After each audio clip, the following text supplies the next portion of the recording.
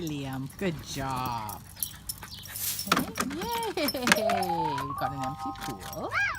There we go. Good. Yes, Liam. Yes, Liam. Okay, I know he's not in, but he's looking at the pool, so good, Emma. Yes, Liam. Nice one. Yay. Good. Yeah, there we go. Always practice with an empty pool. Building value. This is like one big food bowl, isn't it? Yeah, that's how we get you used to a little kiddie pool.